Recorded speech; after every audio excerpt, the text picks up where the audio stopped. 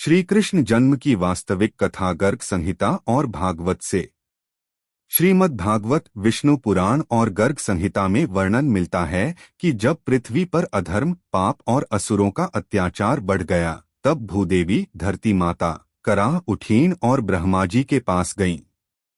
ब्रह्मा जी ने देवताओं संग मिलकर भगवान विष्णु का आह्वान किया। देवताओं की प्रार्थना। भगवान विष्णु ने आश्वासन दिया, मैं स्वयं अवतार लेकर पृथ्वी पर धर्म की स्थापना करूंगा, अधर्म का नाश करूंगा और भक्तों का उद्धार करूंगा।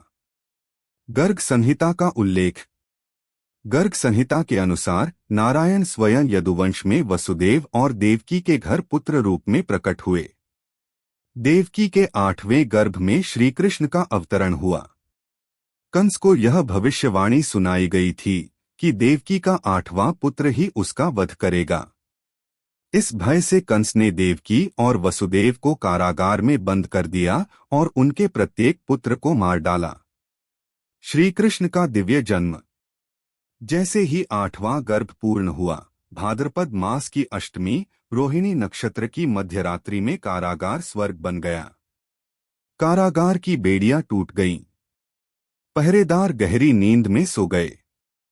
द्वार अपने आप खुल गए और वसुदेव ने देखा कि देवकी की कोख से स्वयं भगवान नारायण ने 4 भुजाओं वाले स्वरूप में अवतार लिया है। भगवान ने कहा, अब मैं शिशु रूप धारण करूंगा। तुम मुझे गोकुल ले जाकर यशोदा की पुत्री से बदल दो। गोकुल गमन। वसुदेव ने शिशु कृष्ण को टोकरी में रखा और यमुना पार करने लगे। उस समय यमुना जी का जल मार्ग देती हुई शांत हो गईं। शेषनाग ने अपने फन से श्री कृष्ण की रक्षा की। गोकुल पहुंचकर उन्होंने यशोदा और नंद बाबा के घर भगवान को छोड़ दिया और योगमाया को साथ लेकर कारागार लौट आए। चमत्कार।